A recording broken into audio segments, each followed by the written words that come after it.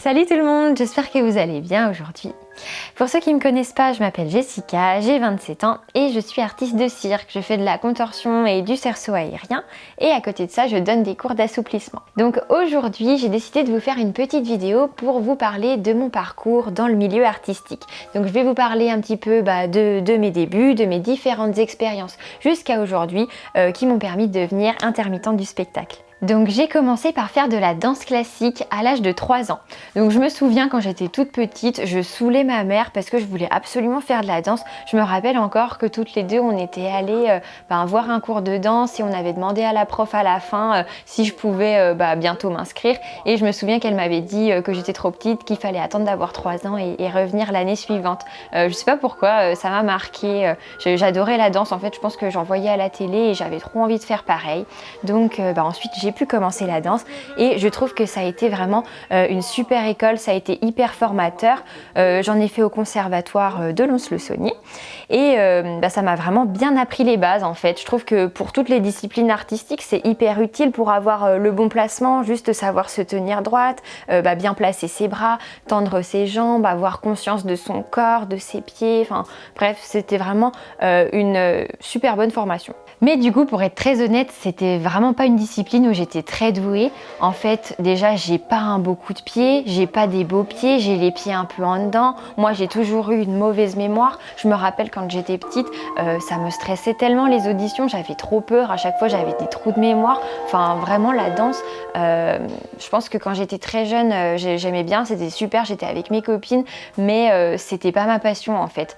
Et au bout d'un moment, à mon avis, la prof a dû le ressentir, j'étais sûrement lassée et c'est elle qui m'a conseillé de m'orienter plutôt vers la gymnastique rythmique. Elle m'a dit que j'avais plutôt un profil de gymnaste, comme j'avais une bonne souplesse de jambes, une bonne souplesse de dos. Elle m'a dit mais pourquoi t'essayerais pas la GRS? Et moi je me suis dit oui pourquoi pas. Donc j'ai quand même continué la danse classique jusqu'à l'âge de 11 ans et ensuite je suis arrivée dans le club de GRS de Lons-le-Saunier où j'ai commencé dans la catégorie DC3 minime. Non, c'était même à l'époque DC3 Benjamin minime pour celles à qui ça peut parler.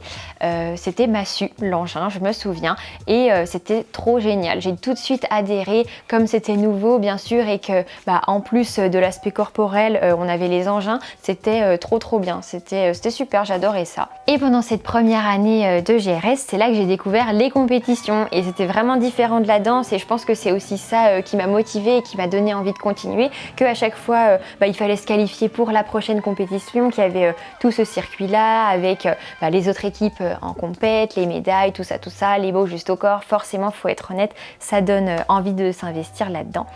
Et aussi, je pense que l'aspect qui m'a vraiment aidée, c'est que moi, j'ai commencé tard, entre guillemets, la GRS. Les filles commencent en général un peu plus jeunes, quoi, celles qui percent vraiment et qui font de la GRS en individuel à un très bon niveau. En général, c'est celles qui ont commencé très jeunes.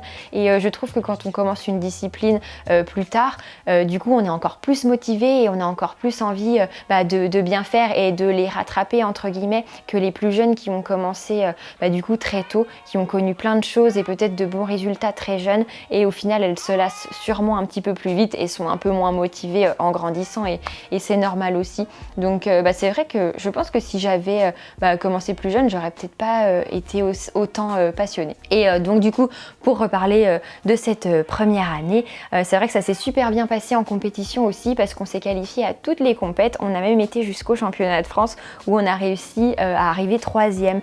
Et ça vous parle peut-être pas trop, mais honnêtement être 3e à un championnat de France, c'est vraiment super et c'est quelque chose que j'ai pas réussi à réitérer par la suite en plus.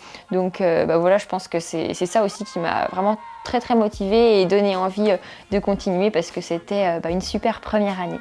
Et du coup, l'année suivante, je suis passée en individuel. Et je vous parle de ça parce qu'en fait, pour moi, ça a vraiment été un événement super marquant parce que c'était quelque chose que j'avais vraiment envie de faire. En fait, je voyais les autres filles passer seules sur le tapis en indiv et ça me donnait trop envie de faire comme elles. Et je me rappelle qu'en fait, on nous annonçait nos catégories à la fin de l'année du gala.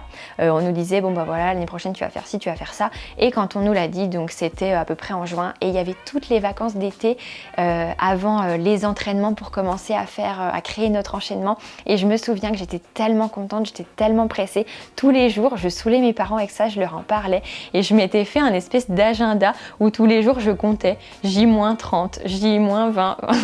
Enfin ouais, chaque jour j'avais trop hâte d'arriver à l'entraînement de l'été pour pouvoir créer mon enchaînement toute seule en individuel. Et donc je commence ma saison en individuel et là je découvre mon entraîneur qui est Isabelle, qui va être mon entraîneur jusqu'à la fin de ma vie. Au final, je l'ai vraiment suivi partout après dans les clubs où j'ai pu aller et c'est vraiment elle en fait qui m'a donné le goût et la passion pour l'AGR, aussi bien pour la pratique que pour l'entraînement, que pour l'AGR en général. En fait, j'étais vraiment hyper passionnée, que ce soit de la création des justes au corps ou alors même par rapport au code de pointage. J'ai aussi passé mes examens de juge.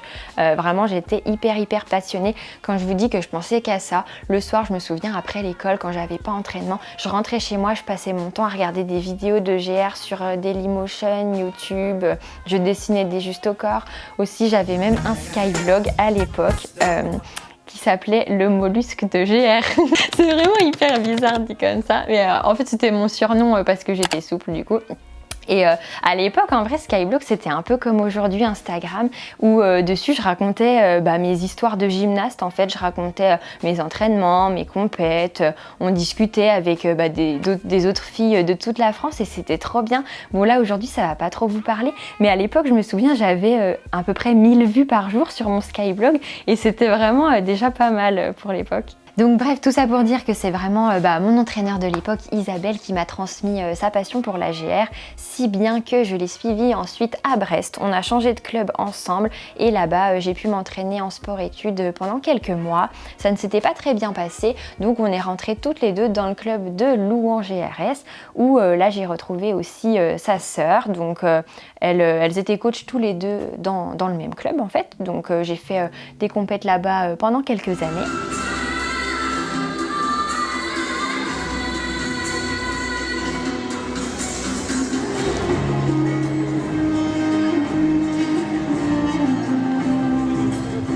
Et ensuite, on a encore changé de club et on est parti au club de GRS de Bourg-en-Bresse. Et c'est là-bas que j'ai terminé ma carrière de gymnaste. Donc j'ai suivi encore une fois Nathalie et Isabelle. Mais en fait, pour être honnête, je me voyais pas changer d'entraîneur. Voilà, je les aimais vraiment beaucoup. J'adorais leur façon de faire et on était vraiment très proches et je me voyais pas m'entraîner avec quelqu'un d'autre. En fait, j'ai toujours eu l'habitude que ce soit elle au final. Et c'est vrai que j'aurais pu essayer, mais à l'époque, je me souviens que je me voyais pas du tout changer de club. J'étais trop habituée à leur méthode. Et d'un côté, j'adorais la discipline, mais la discipline, la GRS, mais j'adorais aussi leur façon de l'enseigner et leur façon de nous entraîner. Et je sais pas si j'aurais, non, même je suis sûre, j'aurais pas autant aimé avec une autre personne. Après, c'est vrai qu'on peut pas être sûr sans avoir essayé, mais je les aimais tellement que je me voyais pas changer. Bon, pour illustrer un petit peu ces anecdotes, je vous propose de vous montrer une vidéo. C'était ma première finale en individuel. Donc c'était à Saint-Dié-des-Vosges, je crois que c'était en 2009. Et on va regarder mes passages. Donc j'étais en fédérale cadette au ballon et au cerceau. Ouais, 2009. Et je me souviens avec cet enchaînement, j'avais eu la meilleure note de la compétition au ballon. Mais j'avais fait un très mauvais passage au cerceau et c'est pour ça que j'avais pas eu un super classement. J'étais arrivée 9e. J'adorais ce juste au corps et ce ballon. Je l'aimais trop. Autant il y a des enchaînements que je me rappelle pas du tout, mais alors lui, je suis sûre que je serais capable de le refaire. Donc là, je crois que j'avais 14 ans du coup. Oh, mes mains, c'est horrible. Non, t'as vu mes pouces? On dirait un Playmobil. Non, tu vois pas toi de loin. Par contre, j'étais souple. Hein. Le dos, c'était plus facile. Et du coup, je me souviens, j'étais plutôt contente de mon passage à la sortie à l'époque à cette compétition. Et mon deuxième passage, c'était le cerceau. Et ce qui est difficile, je trouve quand on est gymnaste, c'est quand on fait un beau passage en premier, c'est d'être bien régulière sur le deuxième parce que bien sûr, les deux notes, elles sont prises en compte pour faire le total. Et je me souviens que j'avais paniqué en fait sur le deuxième engin. J'étais super stressée et mon premier lancer du début... je paniquais là-dessus en fait, j'étais angoissée et vous allez voir tout de suite que c'est ça que j'ai raté.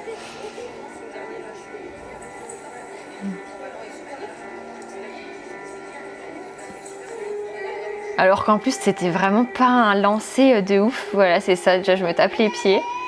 En plus il se passe rien en dessous et le cerceau il tombe. Encore ce serait un lancer de ouf où tu fais 3 déboulés, une roulade. Bon bah je veux bien que tu stresses. Mais là c'était vraiment pas grand chose. Alors je te dis pas, quand tu commences un enchaînement comme ça avec une chute dès le début, pour continuer t'es content. Oh joli pivot. Toujours le pouce de Playmobil. Toujours là. Oh ce saut, non mais quelle horreur. Horrible. Oh, ça fait bizarre, j'étais maigre, je me trouve vraiment hyper maigre. J'ai des jambes, c'est des baguettes. Non mais le truc avec cet enchaînement, en plus je me souviens trop qu'en début de saison, à la première compète, j'avais tout réussi, je me sentais super à l'aise, super bien, et plus la saison était passée, plus je me stressais avec cet enchaînement. On avait simplifié plein de trucs, j'y arrivais plus du tout. Et donc comme vous l'avez compris, j'étais vraiment super passionnée, je vivais que pour la GR, donc tout naturellement j'ai voulu m'orienter vers le coaching. Je voulais devenir entraîneur de GRS et en fait pour être honnête, j'ai choisi de partir à la fac, de faire STAPS parce que c'était une filière qui me permettait de continuer de m'entraîner à côté en parallèle de mes études. C'est vrai que j'ai choisi ça plutôt qu'une filière plus spécialisée parce qu'en fait STAPS c'est assez général, on parle du sport en général. Les premières années, on fait plein de sports, on parle d'anatomie, de sport co, de physio, de psycho, de socio, bref, c'est vraiment hyper global, c'est le sport en général, alors que j'aurais très bien pu m'orienter sur une filière genre BPGEPS qui est beaucoup plus ciblée sur la GR, mais j'ai choisi la fac parce que ça me permettait à côté de pouvoir faire aussi les compétitions universitaires et de continuer de m'entraîner. Et du coup, je me suis lancée dans une licence entraînement sportif, mention gymnastique rythmique, à la fac de Dijon. Et à l'époque, je continuais de m'entraîner dans mon club à Bourg-en-Bresse. Et là-bas aussi, j'avais mes stages de pratique, mes stages où j'entraînais, je coachais une équipe. Et alors à l'époque, je me souviens que du coup, je faisais la route en fait en voiture. Je faisais Dijon-Bourg pour aller m'entraîner, Bourg-Dijon, et ça mettait 1h30 juste un aller. Je me dis à l'époque, j'étais un peu zinzin de faire tout ça. Aujourd'hui, jamais je ferais ça, juste pour aller s'entraîner quoi, mais j'étais vraiment hyper passionnée et je comptais pas les heures et l'investissement. Pour moi c'était trop important de pouvoir m'entraîner avec mes coachs, faire mon stage, tout ça dans ce club que j'aimais trop quoi. Et je dois dire que mes années à la fac, ça a vraiment été les années que j'ai préférées pendant mes études. En fait, si je dois comparer collège, lycée, fac, le STAPS, c'était trop bien. J'ai adoré cette période de ma vie parce que je me suis fait plein de potes et même aujourd'hui des amis que j'ai encore. Parce qu'en fait, on partageait tous les mêmes passions, les mêmes centres d'intérêt. On était vraiment passionnés par le sport, on s'entendait super bien. Enfin bon, bref, c'était trop cool. J'ai adoré cette période et ça m'a permis aussi de faire plein de belles rencontres, comme par exemple ma prof de gymnastique rythmique à la fac, Véro, si tu regardes, qui m'a appris plein de choses. Ouais, par contre là t'as vu ce qui m'a appris vraiment plein de choses. En fait, c'est grâce à elle que aussi j'ai pu apprendre beaucoup de choses en termes de pédagogie, je pense, et elle m'a fait voir la GR différemment. Et voilà, je la remercie. Et c'est aussi grâce à la fac que j'ai pu découvrir la scène et le monde du spectacle au final, parce qu'en fait on avait une association à l'époque à la fac qui rassemblait pas mal de monde, des disciplines artistiques. Il y avait la gym, la danse, le cirque et la GR. Ceux qui avaient envie pouvaient venir tous les jeudis après-midi s'entraîner, répéter pour qu'on crée un spectacle. Et donc on a fait ça, je l'ai fait pendant 2 ou 3 ans, je sais plus exactement, je crois 2 ans. Et tous les jeudis après on se rassemblait, on créait des numéros avec nos profs. Et au final, en fin d'année, on faisait des spectacles. Et c'est vraiment là en fait que je me suis dit waouh, mais j'adore, en fait le spectacle c'est complètement différent du sport en compétition. En fait, on avait beaucoup moins le côté enjeu, classement, compète qui, moi, me mettait beaucoup de pression quand j'étais gymnaste. J'avais vraiment du mal à exprimer le maximum de mon potentiel quand il y avait un enjeu. En fait, j'arrivais jamais en compète à faire de super passages, arriver au championnat de France. Alors que là, finalement dans le spectacle, il n'y a pas de pression, on était tous là plus en mode coopération, je dirais, à se faire plaisir sur scène pour montrer ce qu'on sait faire à un public qui lui aussi regarde sans porter un jugement. Il n'y a pas de notation, de classement. Voilà, et je prenais beaucoup plus de plaisir à être sur scène, faire ce que j'aime sans pression, plutôt qu'en compétition. Et c'est là que je me suis dit, en fait, mais c'est ça que j'ai envie de faire. J'aimerais trop faire ça toute ma vie. Donc j'ai commencé à me renseigner, essayer de voir comment c'était possible d'évoluer là-dedans. Et donc je me suis renseignée auprès d'une personne que je connaissais qui elle était intermittente et travaillait dans le milieu du spectacle, et c'est là qu'elle m'a dit mais regarde, il y a une audition, vas-y envoie ta candidature, essaye, tu perds rien. Et c'est vrai qu'en fait pendant ma dernière année en tant que gymnaste, ça s'était pas super bien passé, j'avais pas été qualifiée au championnat de France, mes performances elles étaient vraiment pas bonnes, enfin je sentais que je continuais mais qu'au final je savais pas vraiment pourquoi, parce que ça se passait pas bien, mes résultats ils étaient pas du tout à la hauteur de mes attentes, en plus je faisais beaucoup de routes, c'était beaucoup d'investissement pour au final être vraiment très déçue. Et finalement, cette transition, elle s'est super bien faite parce que j'ai envoyé ma candidature dans un petit cabaret, le cabaret Sancerrois, et j'ai été prise, j'ai commencé à travailler là-bas, et je vous dis la transition a été super parce que tout le temps que je passais avant à l'entraînement, au final là je le passais à travailler sur mes numéros. J'avais vraiment envie de m'améliorer là-dedans parce que en fait j'ai pas fait d'école de cirque, j'ai pas fait d'école vraiment spécifique, moi j'ai juste fait de la GRS, donc je me suis servi un peu de tout ce que je savais faire en GR, des figures que je trouvais sympas pour les mettre dans mes numéros. Et j'essayais de travailler là-dessus, de m'améliorer le plus possible. Je me filmais, je répétais, je regardais, je corrigeais, je regardais beaucoup de vidéos pour trouver des idées. J'essayais de me faire aider pour caler des trucs sur la musique. Et c'est donc cette première expérience dans ce petit cabaret à Sancerre qui m'a permis d'être intermittente, parce que ça m'a donné assez de cachet pour pouvoir avoir le statut d'intermittente du spectacle. Donc moi j'étais vraiment trop contente qu'on me laisse ma chance de pouvoir faire mon numéro. Tout ça c'était trop cool. Et c'était un vrai challenge aussi au début, parce qu'en fait on est arrivé une semaine avant le spectacle et on a eu une semaine pour apprendre toutes les chorés et bien caler tout ça. Oui, parce que en fait au début, en plus d'être artiste de cirque, de faire juste mon numéro de contorsion, je dansais aussi sur le spectacle, voilà. Mais non, c'était cool, ça s'est bien passé. Bon, au début c'était pas facile quand même parce que en fait c'était une troupe où tout le monde se connaissait déjà, et il y avait que moi qui étais nouvelle, mais franchement tout le monde était très sympa, et j'ai rencontré des gens top, comme Nulieta qui est derrière cette caméra, qui est aujourd'hui ma petite bestie. Voilà, maintenant vous savez tout. Bon, on va regarder une petite vidéo du cabaret en souvenir. Du coup je vais vous montrer mon tableau préféré de danse, c'était le tableau latino. Voilà, alors Juliette elle est en vert et moi je suis en orange. On avait quoi à peu près, on travaillait un week-end par mois, je dirais. Et je continue en vous montrant mon numéro de contorsion. Donc ça c'est mon tout premier numéro que j'ai fait dans un cabaret, pour de vrai quoi. Avec mes doches. Mais c'est ouf, hein, j'étais vachement plus souple du dos, j'ai l'impression. Mais en fait je crois que c'est depuis que je me suis blessée là, il y a à peu près 2 ans. J'ai l'impression que j'ai vachement perdu la souplesse du dos. J'ai l'impression que c'était hyper facile. Ah ouais, j'étais vachement plus souple du dos. Hein.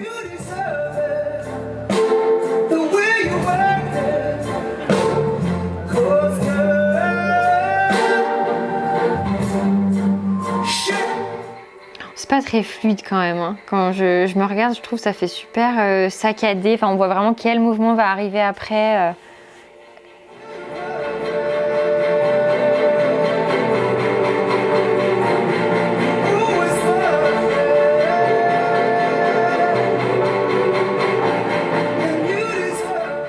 Une fois qu'on a terminé cette saison au cabaret, j'ai voulu continuer dans le monde du spectacle et j'ai postulé un petit peu partout, j'ai envoyé plein de candidatures et au final j'ai été prise dans un camping en Corse pour faire une saison d'été. Et j'étais hyper contente parce que c'est là que ça m'a permis de commencer à travailler en aérien. Donc je me suis fait un numéro au cerceau. Alors je l'ai fait toute seule, j'ai vraiment appris le cerceau par moi-même en fait. Pour commencer, je regardais des vidéos, j'essayais de refaire pareil, je me filmais, j'essayais de corriger. Bon, au début les aériens je trouve seul c'est vraiment difficile quand on n'a pas quelqu'un qui nous montre les bonnes techniques, qui peut nous parer, nous aider, c'est toujours un petit peu plus compliqué. Mais bon voilà, je m'en suis sortie quand même. J'ai pu faire un numéro de cerceau, j'avais créé aussi un numéro de trapèze et dans le même spectacle du coup je faisais donc cerceau, trapèze et contorsion et je dansais aussi. Non mais enfin je faisais vraiment plein de trucs et ça c'est vraiment quelque chose qu'aujourd'hui je referais pas quoi, parce que forcément je trouve que c'est génial de faire plein de choses mais c'est difficile d'être super bon de partout. Tu peux pas consacrer autant de temps à tes numéros qu'à une chorégraphie et au final je pense là que quand je vais regarder les vidéos de mes numéros, je vais être un petit peu déçue forcément. Bon, on va regarder, je vous montre ce que ça donne pour le cerceau. Voilà, bon, soyez indulgents, c'était mon tout premier numéro, je l'ai fait toute seule et c'était vraiment pas top. Oh, Pulot, non mais elle abuse là.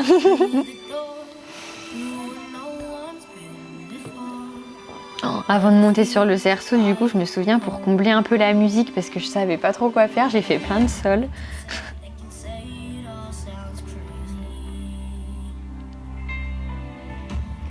Notre spectacle, c'était sur le thème Greatest Showman, mais au final, c'était il y a pas si longtemps que ça. Hein. Alors du coup, est-ce que j'ai la date? Ouais, c'était 2018. En fait, oui, je me rends compte, du coup, ça fait que 3 ans. Ça fait que 3 ans que je fais du cerceau. C'est pas si mal au final. Oh, non mais regardez, c'est vraiment pas chouette, le cerceau il tourne même pas, franchement c'est la cata. Je sais pas à quoi je pensais, hein. Enfin je verrais ça aujourd'hui, je me dirais mais ça va pas du tout, faut tout recommencer. Et là non, le cerceau il tournait pas, je m'en fous. Je reste vraiment très longtemps dans les positions, hein. Ça se voit un peu que j'ai eu du mal à trouver un enchaînement je pense.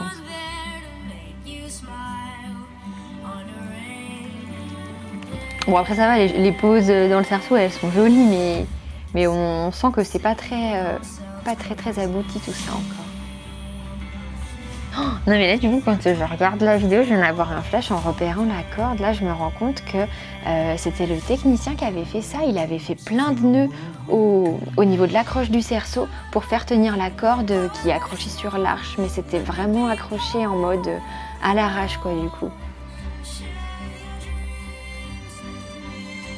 Bon après c'est joli, hein, c'est des figures de souplesse mais bon ça manque vraiment de liaison, d'âme, un peu de tout quoi. De spin aussi. Ah bon bref, voilà, vous aurez eu un petit aperçu comme ça. Bon ne cherchez pas, cette vidéo n'est pas sur YouTube évidemment. J'en suis pas spécialement fière. Bon, même si c'était super difficile, c'est vrai que j'ai vraiment adoré ma saison d'été en Corse parce que le cadre était tout simplement magnifique. C'était trop cool de travailler au bord de la plage.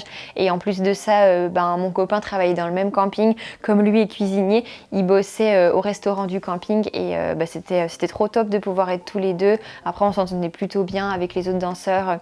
Il y avait quand même dans l'ensemble une bonne ambiance et c'était sympa.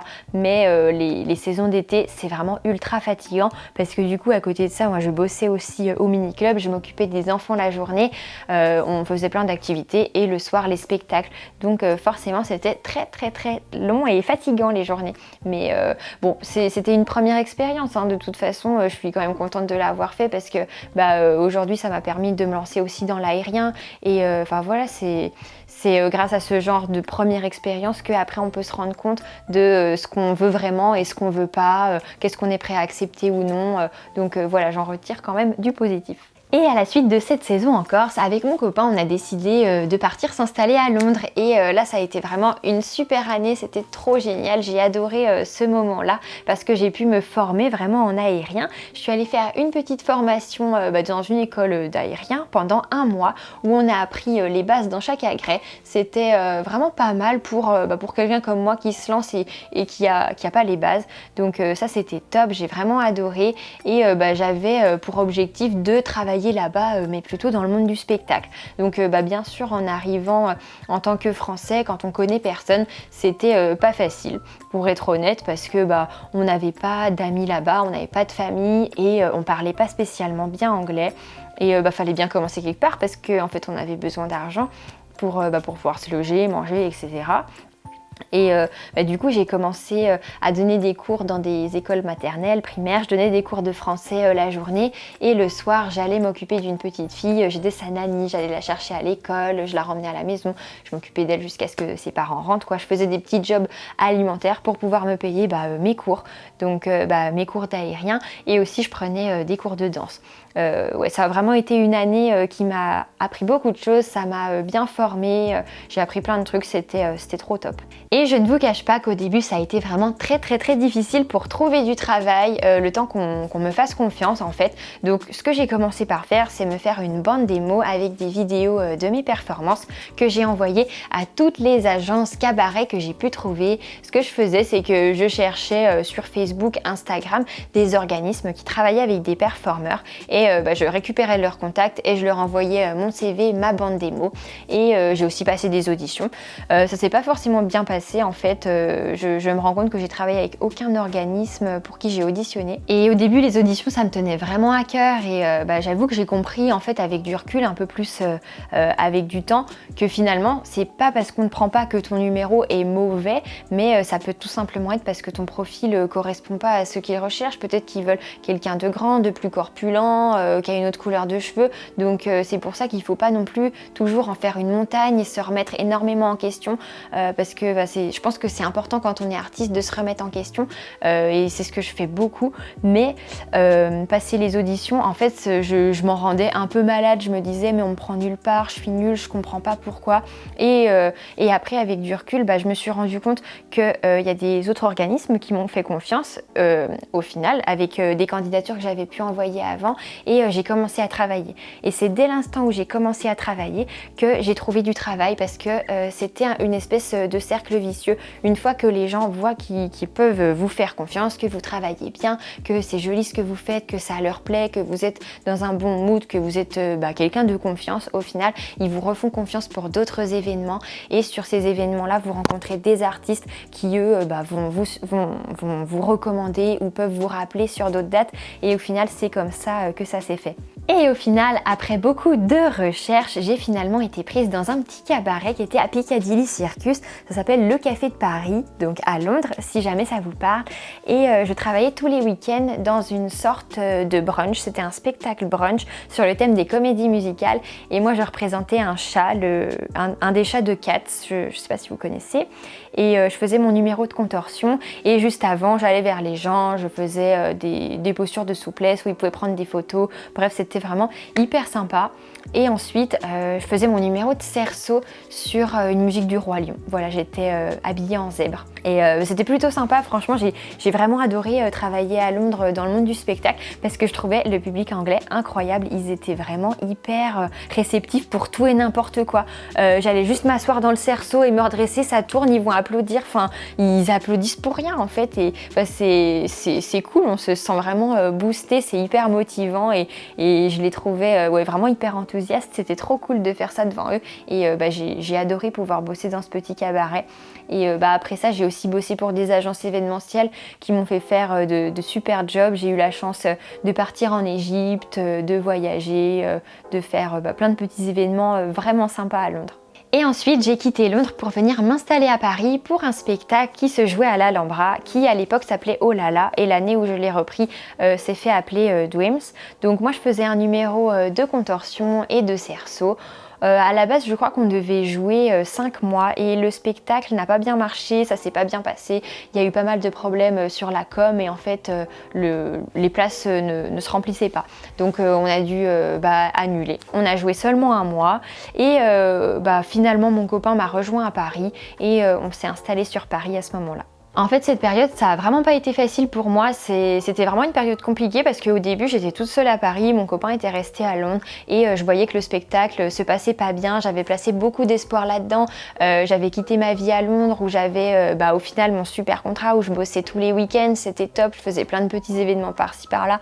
Enfin bon, bref, je bossais beaucoup dans le spectacle à Londres. J'avais tout laissé tomber là-bas pour venir m'installer à Paris, où j'étais toute seule, quoi, au final.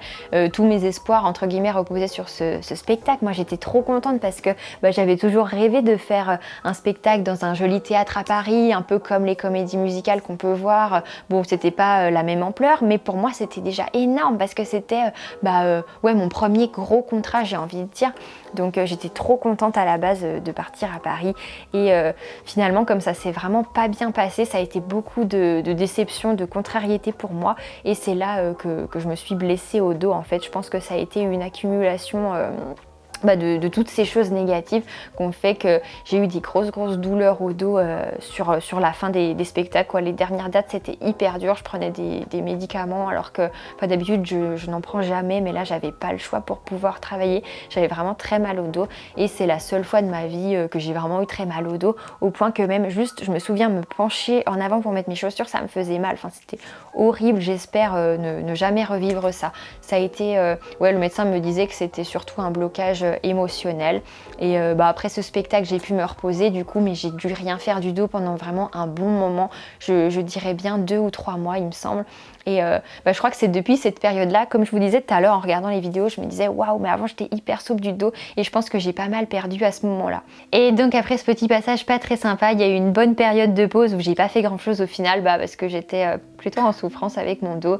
Et donc le job que j'ai fait juste après, ça a été la saison d'hiver en Corse. Je suis repartie pour faire la période des spectacles de Noël où là j'avais fait de la lollipop, c'est une pole dance avec un cerceau au-dessus. Je faisais ça pour les spectacles de Noël dans les comités d'entreprise, dans les écoles. Voilà, c'était plutôt sympa, c'était une petite saison pour reprendre tranquillement. Et j'ai fait des petits événements par-ci par-là. Il y a eu aussi le Palais des Glaces pour l'élection Mister France. J'ai pu faire mon numéro de cerceau, c'était plutôt sympa, dans une jolie salle. Et donc après ça a été beaucoup de petits événements par-ci par-là. J'ai fait un autre carnaval en Corse sur un défilé. J'étais sur un char avec une lollipop. Qu'est-ce que j'ai fait d'autre? Il y a eu un contrat pour une émission de télé, ça s'appelait Bienvenue aux mariés, où j'ai fait un numéro de cerceau aérien pour le mariage, pour faire une petite animation. Je suis aussi partie en Allemagne pour un gala où j'ai fait un duo de contorsion. En gros, je crois que c'est à peu près tout parce qu'au final, après, on a dû être confinés et là, il y a eu une grosse période de blanc où j'ai un petit peu laissé ma vie d'artiste de côté pour laisser plus de place au coaching de souplesse. Et depuis cette année, je suis super contente de pouvoir travailler pour le cabaret de Clara Morgan. Donc c'est vraiment chouette parce que ça se passe à Paris. Je suis hyper contente de pouvoir faire mon numéro de contorsion de façon régulière dans un joli cabaret au César Palace. Et on fait aussi quelques dates un petit peu partout en France. Donc voilà, cette vidéo touche à sa fin, ça vous donne un petit aperçu de ce que j'ai pu faire jusqu'ici dans le monde du spectacle et comment j'ai fait pour en arriver là. Et en fait, en faisant cette vidéo, je me rends compte que ça fait vraiment pas longtemps que je fais ça. Au final, oui, ça fait que 4 ans. Et pour terminer cette vidéo, j'aimerais vraiment vous dire que si vous avez un projet qui vous tient à cœur dans le monde du spectacle ou si vous avez envie de devenir intermittent, s'il vous plaît, lancez-vous, essayez, faites-le. Franchement, vous regretterez pas et n'écoutez pas tous les gens qui disent oui mais ça fait peur, oui mais c'est incertain et ci et ça, parce qu'au final, si vous essayez pas, vous pouvez pas savoir si ça marchera pour vous. Et franchement, aujourd'hui, je regrette pas de m'être lancée, d'avoir essayé, parce que je pense vraiment et j'en suis persuadée que quand on a un projet qui nous tient à cœur et qu'on met vraiment toutes les chances de son côté pour y arriver, quand on se donne les moyens, ça fonctionne. Donc allez-y, passez des auditions, envoyez plein de candidatures, entraînez-vous le plus possible, demandez des avis à gauche, à droite, voilà, nourrissez-vous de tout ça et je suis sûre que ça peut très bien marcher. En tout cas, j'espère que cette vidéo vous aura plu. Si vous avez des questions, n'hésitez pas à les mettre en commentaire ou tout simplement à donner un petit avis sur cette vidéo qui est un peu différente de d'habitude. Alors c'est vrai que ça me ferait plaisir d'avoir vos retours. Et aussi, si vous n'êtes pas abonné, n'oubliez pas de le faire. Et je vous dis à bientôt pour une prochaine vidéo. Ciao! C'est lourd. Dis, c'est en montrant le chignon aux gens que tu leur dis au revoir et merci? Ou c'est avec tes yeux? Alors parle-leur avec tes yeux. Voilà. Et maintenant tu peux sortir.